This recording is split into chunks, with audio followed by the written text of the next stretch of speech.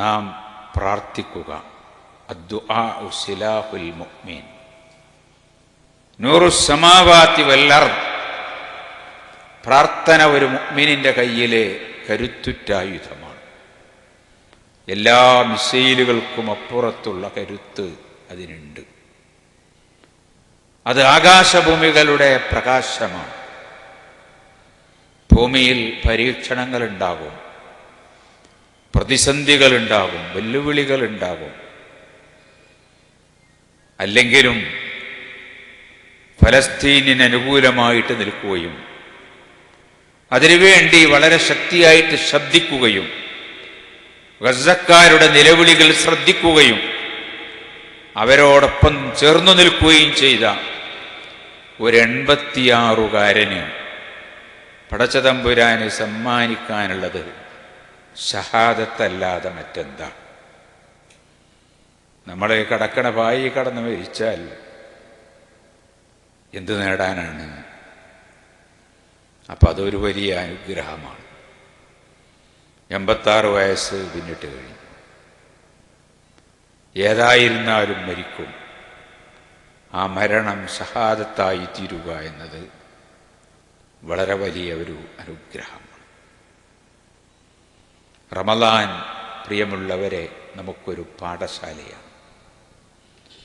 നമ്മളെ അല്ലാഹുവിൻ്റെ യഥാർത്ഥ ദാസന്മാരാക്കി, ദാസികളാക്കി, മുത്തഖീങ്ങളാക്കി, മുഹ്സിനീങ്ങളാക്കി മാറ്റിയെടുക്കുന്ന ഒരു പാഠശാലയാണ് റമളാൻ.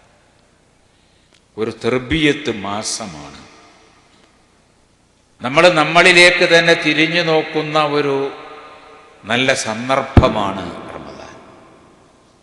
നോമ്പ് അതിനു വേണ്ടിയിട്ടുള്ളതാണ്. നോമ്പിനെപ്പറ്റി സംസാരിച്ചപ്പോൾ ഇമാം ഗസാലി റഹ്മഹുല്ല നോമ്പിൻ്റെ 3 മർത്തബകളെപ്പറ്റി പറഞ്ഞു. അതൊന്ന് സൗമുൽ ഉമൂമാണ്. സാധാരണ എല്ലാവരും നോമ്പ് എന്ന് പറയാൻ എന്ത് വേണോ അത്. പ്രഭാതം മുതൽ പ്രദോഷം വരെ അന്നപാനീയങ്ങൾ, കാമവികാരങ്ങൾ, അതിൻ്റെ നിയന്ത്രണം. അതിനെപ്പറ്റി അദ്ദേഹം പറഞ്ഞു സൗമുൽ ഉമൂം, ഒരു 50% പാസുമാർക്കൊക്കെ കിട്ടണ നോമ്പ്. പിന്നെ അദ്ദേഹം പറഞ്ഞു സൗമുൽ ഹുസൂസ്. സൗമുൽ ഹുസൂസ്, സൗമുൽ ഹുസൂസ് എന്ന് പറഞ്ഞാൽ എ ഗ്രേഡ് നോമ്പ്. എ ഗ്രേഡ് നോമ്പ്, എ ഗ്രേഡ് നോമ്പ് എന്ന് പറയുമ്പോൾ അതിൽ നമ്മുടെ മസ്തിഷ്കം പങ്കാളിയാവുന്നുണ്ട്. ചിന്തകൾ, വിചാരവികാരങ്ങൾ, അതിൽ നമ്മുടെ കാത് പങ്കാളിയാകുന്നുണ്ട്. കേൾക്കാൻ പാടില്ലാത്തത് കേൾക്കുകയില്ല, അല്ലെങ്കിൽ കേൾക്കാൻ പാടില്ലാത്തത് കേൾക്കാൻ നിന്നുകൊടുക്കുകയില്ല. അങ്ങനെ പറയാ, ചെവി രണ്ടും തുറന്നിട്ടുകൊണ്ട് ചിലപ്പോൾ നമ്മൾ കേൾക്കാൻ പാടില്ലാത്തത് കേട്ടു എന്ന് വരും, പക്ഷെ അതിന് നിന്നുകൊടുക്കുകയില്ല. പിന്നെ കണ്ണ് കാണാൻ പാടില്ലാത്തത് കാണില്ല, കയ്യ് ചെയ്യാൻ പാടില്ലാത്തത് ചെയ്യില്ല, നല്ലതേ ചെയ്യൂ. കാല് അള്ളാഹു വിലക്കിയ ഒന്നിലേക്ക് സഞ്ചരിക്കും. ഇങ്ങനെ മുഴുവൻ അവയവങ്ങളും പങ്കാളിയായി തീരുന്ന നോമ്പ്. ആദ്യം പറഞ്ഞതിനോടൊപ്പം പ്രഭാതം മുതൽ പ്രദോഷം വരെ അന്നപാനീയങ്ങൾ, കാമവികാരങ്ങൾ, ഇതിൻ്റെയൊക്കെ നിയന്ത്രണത്തോടൊപ്പം ഇതൊക്കെ പങ്കാളിയായി തീർന്ന നോമ്പ്. അതിനെപ്പറ്റി അദ്ദേഹം പറഞ്ഞത് എ ഗ്രേഡ് നോമ്പ് എന്ന്. പിന്നെ പറഞ്ഞു സൗമ ഹുസൂസുൽ ഹുസൂസ്, A+ നോമ്പ്, 90ൻ്റെ മേലെ, ചിലർക്കൊക്കെ 100.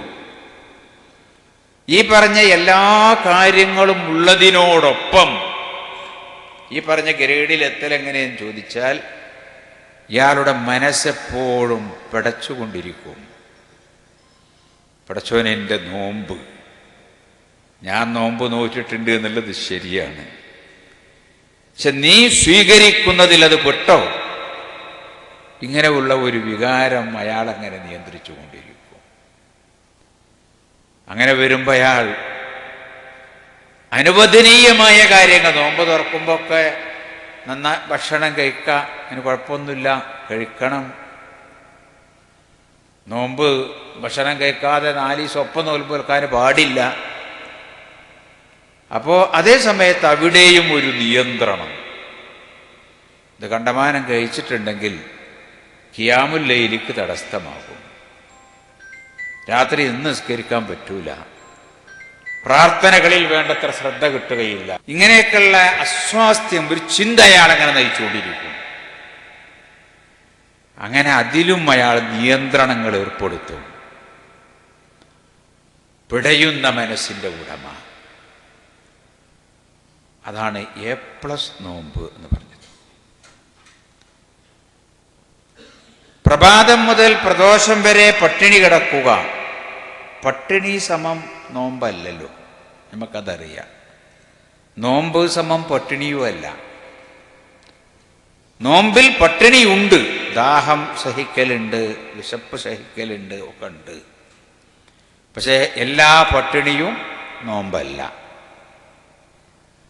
അതുകൊണ്ടാണ് റസൂൽ സല്ലല്ലാഹു അലൈഹി വസല്ലമ പറഞ്ഞത്, ഇതിൻ്റെ ഒരു അച്ചടക്കം പാലിക്കാത്ത നോമ്പിനെ പറ്റി പറഞ്ഞത്, എത്രയെത്ര നോമ്പുകാരുണ്ട്. കമ്മിൻ സായിമിൻ ലൈസ ലഹു മിൻ സിയാമിഹി ഇല്ലല്ലാ. പട്ടിണി കടന്നു, വെറുതെ വിശന്നു, വെറുതെ ദാഹിച്ചു, ഇതേ അവർക്കുള്ളൂ. എത്രയെത്ര നിന്ന് നിസ്കരിക്കുന്ന ആളുകളുണ്ട്. വകമ്മിൻ ഖായിമിൻ ലൈസ ലഹു മിൻ ഖിയാമിഹി ഇല്ല സഹർ. ഉറക്കം പോയി എന്നല്ലാതെ വേറെ കാര്യമൊന്നും കിട്ടിയില്ല. ഇപ്പൊ ജീവിതത്തിൽ അത് പരിവർത്തനങ്ങൾ ഉണ്ടാക്കണം.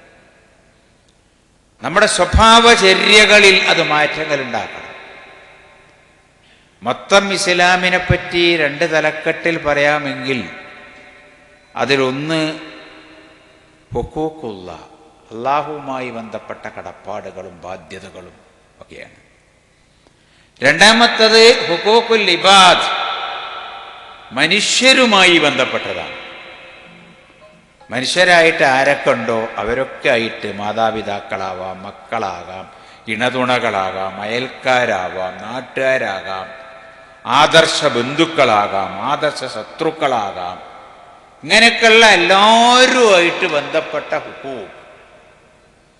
വേറെ ചില ആളുകൾ ഒരു ഹുഖൂഖും കൂടി കൂട്ടത്ത് പറഞ്ഞു കാണുന്നുണ്ട്. ഇത് തന്നെ പൊടും ശരിക്കത്. അത് ഹുഖൂഖുൽ ഖൗൻ, പ്രപഞ്ചത്തോടുള്ള, പ്രകൃതിയോടുള്ള മനുഷ്യന്റെ കടപ്പാടുകൾ. ഇതാണ് ദീൻ. ദീൻ എന്ന് പറയുന്നത് ഇതാണ്.